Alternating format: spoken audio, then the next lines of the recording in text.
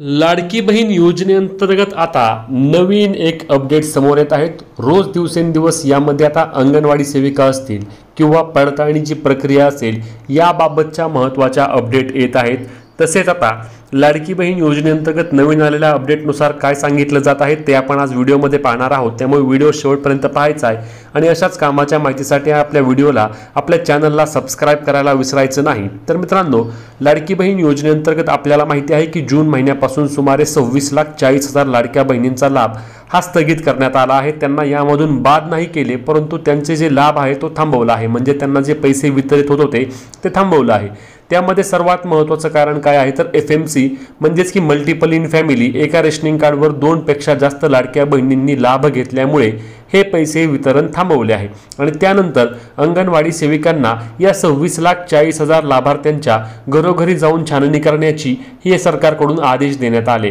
आणि त्यानंतर लाडक्या बहीण योजनेमधील लाभार्थ्यांना ज्यांची यादीमध्ये नावं आहेत अपात्रमध्ये, त्यांची छाननी प्रक्रिया अंगणवाडी सेविकांकडून काही ठिकाणी सुरू झाली, परंतु यामध्ये अंगणवाडी सेविकांकडून स्पष्टपणे सांगण्यात आले की आम्ही एखाद्याच्या घरी गेलो आणि त्यांना जाऊन त्यांचं रेशनिंग कार्ड मागितलं किंवा त्यातून त्यांना कुणाला बाद करायचं असं विचारलं असता लाडक्या बहिणी आमच्या अंगावर धावून येत आहेत, आमची भांडणं होत आहेत। तसेच लाडकी बहीण योजनेअंतर्गत या नियमामुळे घराघरात देखील मोठ्या प्रमाणावर भांडणं सुरू आहेत। कारण सासूला बाद करायचं की सुनेला बाद करायचं, कोणत्या जावेला बाद करायचं असं म्हटल्यानंतर घराघरामध्ये मोठ्या प्रमाणावर वाद देखील होत आहे। आणि अंगणवाडी सेविकांवर देखील लाडक्या बहिणी म्हणत आहेत की आमचा लाभ बंद करणारे तुम्ही कोण, आम्ही काही झालं तरी आम्हाला सरकार पैसे देतं, तुम्ही आमच्या योजनेचा लाभ बंद करू शकत नाही। आणि त्यामुळे मोठ्या प्रमाणावर काही ठिकाणी तणावाचे देखील वातावरण असल्याचे यामध्ये अंगणवाडी सेविकांनी बोलले।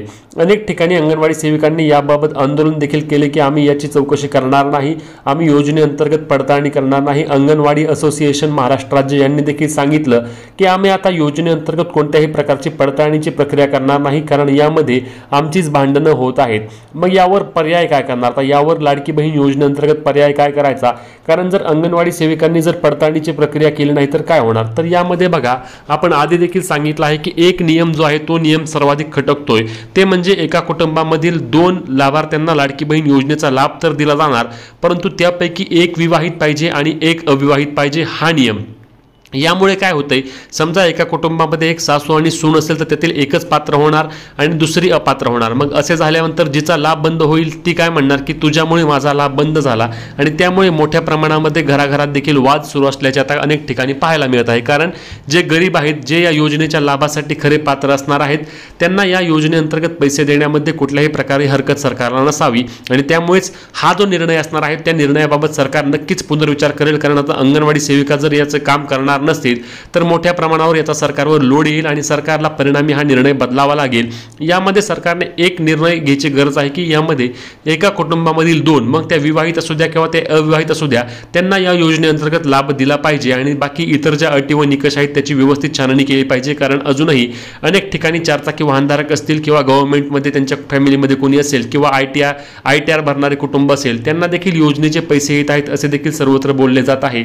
म्हणूनच सरकारने आता त्या इतर अटींची चौकशी करावी, परंतु इथे जो निर्णय असणार आहे त्या निर्णयामध्ये एका कुटुंबामधील 2, मग त्या विवाहित असू द्या किंवा त्या अविवाहित असू द्या, यांना योजनेचा लाभ दिला पाहिजे, तरच याची पडताळणीची प्रक्रिया अंगणवाडी सेविका पूर्ण करू शकतील।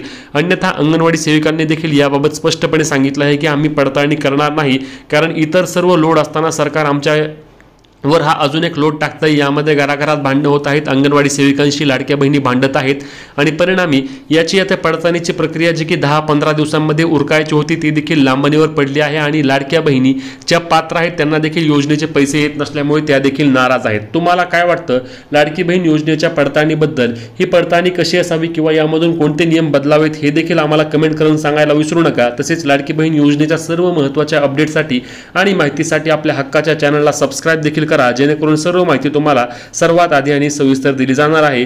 पुढच्या व्हिडिओमध्ये आपण भेटणार आहोत। तुमचे प्रश्न कमेंट करून विचारायला विसरू नका। जय महाराष्ट्र।